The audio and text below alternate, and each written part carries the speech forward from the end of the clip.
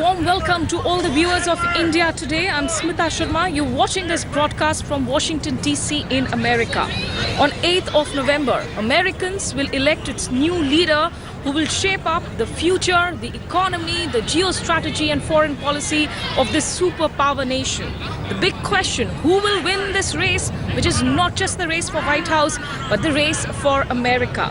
And in one of its most polarizing campaigns that America has seen, it has rained controversies from sexual assault locker room banter tapes to email shockers. You've seen it all. So in the next half an hour, we will get you the most interesting, colorful and bitter moments in this big fight between Hillary Clinton and Donald Trump. First up, let's get started with giving you a ground sense of what the mood is like in both the camps.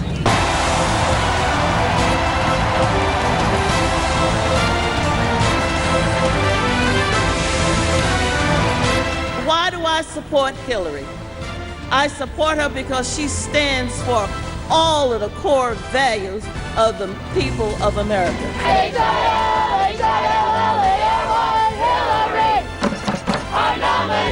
You know, ma'am, there were the tapes, of course, that spoke about the, about him groping women, and that was considered sexual assault, which he called a locker room banter. Isn't that something that is worrisome? Look at Donald Trump and try to assume that he's done things in the past that may have offended women. It's hearsay. I look at the man, I look at his intentions.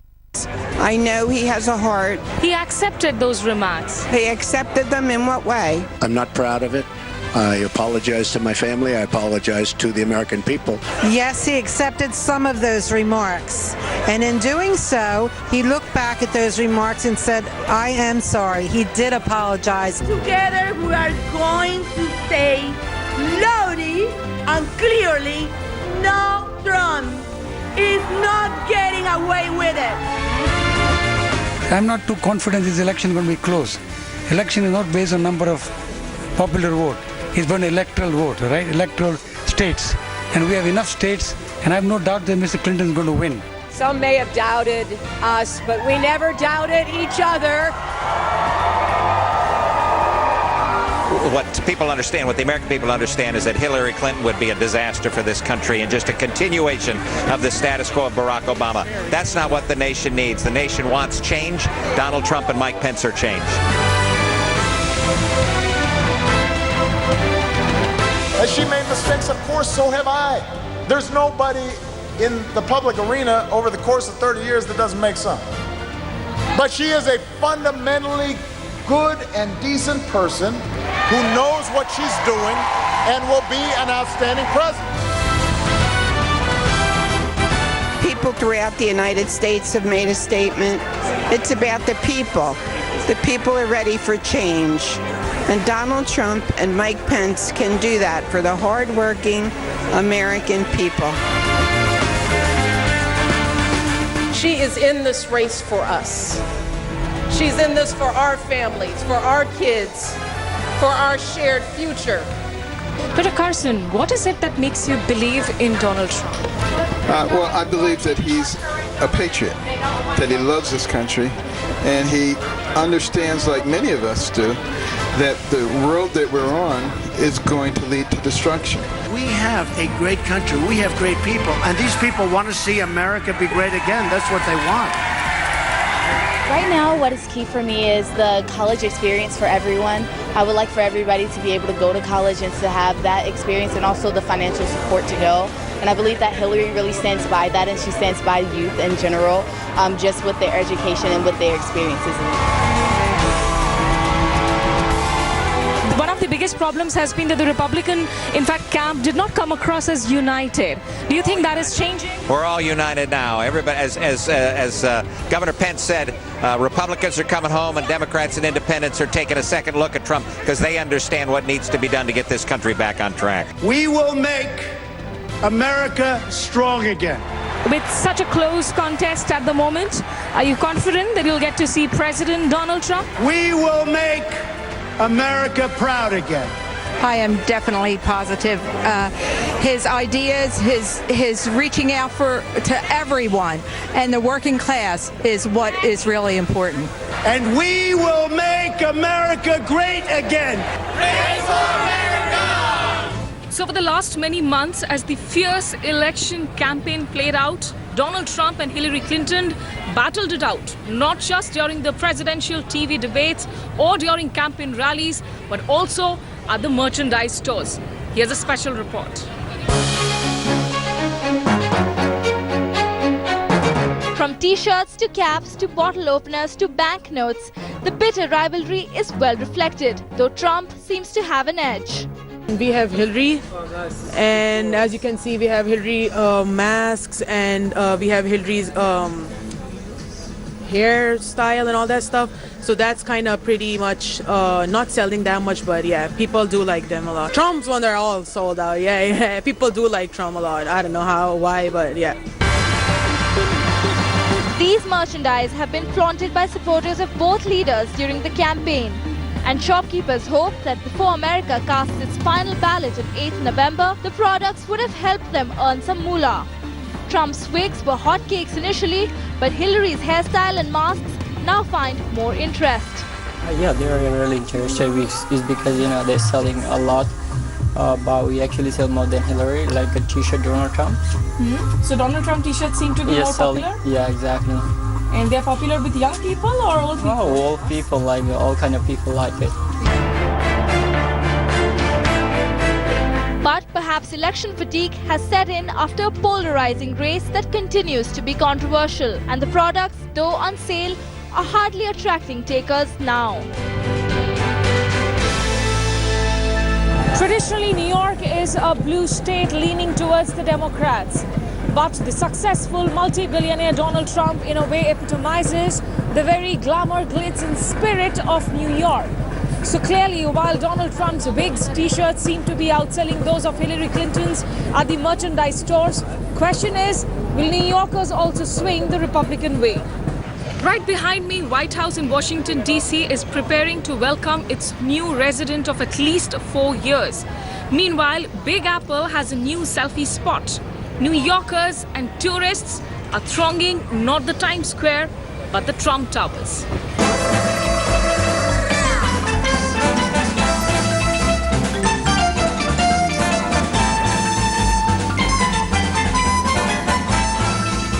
New Yorkers have a new favorite selfie spot. Not Times Square, but Trump Tower.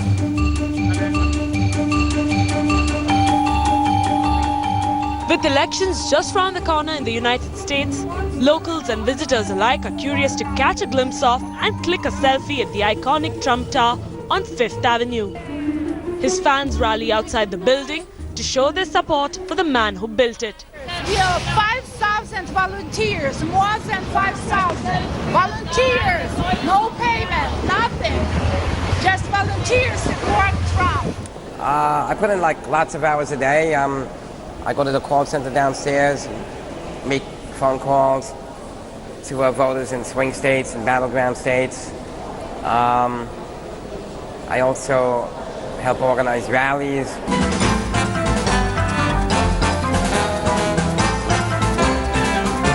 To add spice, a volunteer wearing a Trump mask poses as the president-to-be and even gives the media interviews. Well, I definitely am. Definitely apologetic, and I do apologize. We have to make America great again. Okay, thank you so much. You're welcome. Have a good one. His supporters as well as detractors indulge in heated sloganeering and trading of charges right outside the building. We think Donald Trump is the worst candidate for president in our whole history. And we say, we compare him to Humpty Dumpty because he is a total liar. With only a week left for the US presidential elections and Democratic rival Hillary Clinton's lead narrowing down due to the FBI probe, Trump supporters feel it's not too late for a comeback.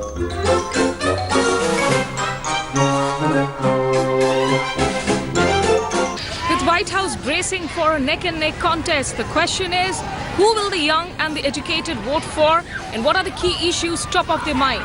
Rajdeep Sadesai took a political science classroom at the prestigious Georgetown University to gauge the mood of the young American voters. Good morning, everyone. Good morning. Good morning. How are you doing today? Very good. Good.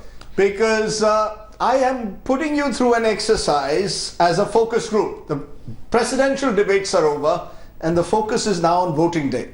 And I want to know what young Americans want to do in this election. Who do you want to vote for? That's the challenge before you young students of Georgetown. Ready? Okay, I'm looking for a show of hands at the very start. Who are you going to vote for? Those who would like Hillary Clinton to be the next president of the United States, please raise your hands. Those who want Donald Trump to be the next president of the United States, please raise your hand. That's very, very surprising. Those who don't want either Donald Trump or Hillary Clinton would like someone else. There I've got a single hand. So as you can see, these young millennials of the United States in this room at Georgetown are overwhelmingly with Hillary Clinton. Is anyone going to tell me why do you want Hillary Clinton? Just one voice has come who wants neither Clinton nor Trump. So why don't you start? Why don't you tell me why do you not want either Hillary Clinton or Donald Trump as the next president? Yeah, so I'd say that I'm the undecided voter in the room, I guess. Neither candidate seems great. Both of them have a lot of flaws. Donald Trump is not a politician in any great sense. He's made a lot of sexist, racist remarks that I think indicate that he's not going to be a good face for the United States. Whereas Hillary Clinton also has a lot of flaws. I would love to have a woman president. I want her to be the best president in 50 years. And so I set the bar really high, and she has kind of a muddled record and brings a lot of baggage with the Clinton legacy. Okay, I'm going to come to Hillary Clinton in a moment, but I want to know, why is it that none of you want Donald Trump? What is it about Donald Trump that troubles you so much? What is it about Trump that troubles you so much? I mean, honestly, in my mind, he's just not fit or qualified to be president in any way. He doesn't have the experience, he knows nothing about policy, he can't place most countries on a map. I honestly don't see how anyone could think that he'd be qualified. Was it the revelations about his views on women that changed your mind? Was it the so-called sex tapes that came out? Or were you convinced even before that he was the wrong person to lead America? It actually wasn't. I wasn't very surprised by the revelations about his views on women, to be honest. I was convinced long before. I mean, you're looking for someone to lead the United States through a very troubling time and to be a world leader, and he just doesn't have the temperament or the knowledge. He doesn't even, I mean, most people say that he's a good businessman, and that's at least what can kind of be a plus for him, but he's not even a good businessman, so it's just... Nandini, you're from Mumbai. And you may not be able to vote in this election, but you're a big Hillary Clinton fan. What is it about Hillary Clinton that makes you feel that she's the right person to be the president? Here you've got another voice who says she wants the best and Hillary Clinton's not the best. So I think for a lot of us who grew up outside of America, we still saw Clinton as a very important female role model growing up. For as long as I can remember, Clinton has been in the public eye and has proven to be a much better role model to me and someone to model my behavior after than any Indian politician, especially any Indian female politician that I can think of in my lifetime. I think sometimes we forget the person that Hillary has been over these last 20, 30 years that she's been in the public eye. This is the woman who went and fought for women's rights as human rights. This is the woman who's gone and fought for women's education across the world. And these are issues that I really believe in. And I currently live in America. I would feel absolutely unsafe in a country where Donald Trump was the president with his anti-immigrant and anti-women rhetoric. And I think Hillary is the only person who's going to be able to ensure that I can continue to be in America and women across the world can continue to feel safe and protected. You don't think there's an integrity question about Hillary Clinton, about the way the Clinton Foundation has got funds, the whole story about emails, leaked emails? That doesn't trouble you at all? That she may not necessarily be the most honest president the United States has had? I think when it comes to politics, honesty tends to be very subjective. And if we're holding Clinton to this high bar, I don't think we're holding other politicians to that same one. I think the integrity issue is continuously and constantly pushed and sort of overdone when it comes to Clinton. If you're talking about the emails, oh my God, yes, absolutely. Why on earth would she delete them? But why is Donald Trump continuously committing tax fraud? Why is he continuously using loopholes within the American tax code to declare bankruptcy? These are also considerable problems. I don't think we need to be making the integrity issue something that's the key issue right now when policy is incredibly important, as well as the temperament to serve. Okay, that's, you're as good a Clinton advisor as we can get. It's time for a quick break here on India Today, but our special broadcast on the American elections continues on the other side.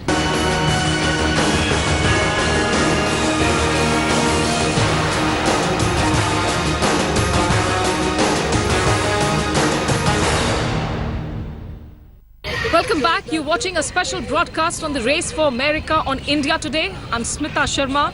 As the pre-poll surveys continue to be edgy, American markets are preparing themselves for probable shockers. The election results could have impact on credit markets to stock markets and definitely a long-term influence on the US economy.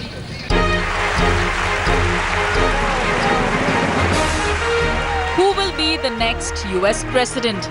Donald Trump or Hillary Clinton? As Americans make up their mind with declining electoral gaps between the two feisty opponents, markets and traders are edgy. Actually, over the last week or so, the markets have softened up a bit. It could be very well be, I would say, Brexit style, where if Donald wins, we could see a sharp sell-off actually in the market right after the election. On Wednesday, the dollar slipped for a second day, hitting its lowest against euro, yen, amongst others in 3 weeks. Market watchers feel Donald Trump, considered pro-business, could be shaky for stocks with his jumpstart policy. But a Hillary win could mean contracting of credit markets, with effect on student loans to housing credit. Credit markets usually prefer, let's say, Trump, because he's saying he's going to remove the stringent regulation. He will take back Dodd-Frank, which all the banks want. But if Hillary comes in, credit will be very tight. And there'll be a lot of government spending, so it sucks out money from the public markets. What stock markets like is certainty. And if Hillary becomes the president, we're going to see more of the same. So you're going to see pretty much less certainty and stocks are going to do well. Whereas if Donald comes, then essentially you're going to see short-term volatility for sure. Come 8th November, at stake will also be prominent multilateral trade agreements, some of which Trump has promised to scrap. But market watchers feel America's $17 trillion economy is not going to slide down, and there is no cause for panic. U.S. economy is going to drive forward. People are still going to be investing. People are still going to be foreign direct investment. People are still going to be investing in Asia. People are still going to be investing in Europe. The world will move forward. Domestic economy has been at the center stage of the US presidential debates. Come 9th of November, the election results will impact the economic course of the superpower nation. Depending on whether it's Trump or Hillary as the next president, will it be about government spendings or more market-free economy? There will be short-term and long-term impacts, but hopefully the US growth will remain stable and not impact adversely the Asian giants, including India and China. As America votes on 8th of November to elect its new commander-in-chief, there would also be elections to the House of Representatives as well as the Senate, and at stake is the future of several Indo-Americans who could create history by winning seats to the Congress. Khabare, Trump, Sarkar.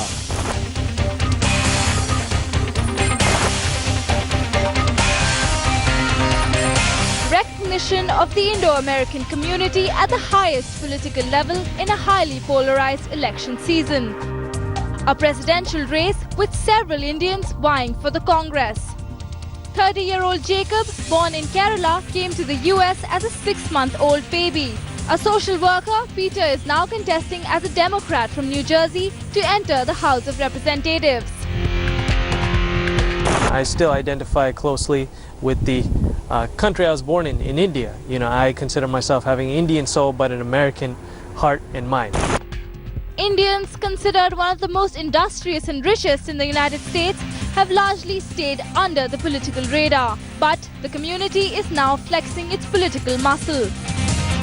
Indian Americans have excelled in areas like medicine, engineering, and business. The final frontier, quote unquote, for Indian Americans is politics. More people have become more involved in the political field, from the presidential to the Senate to Congress, and people running for public office throughout the country, including individuals like myself.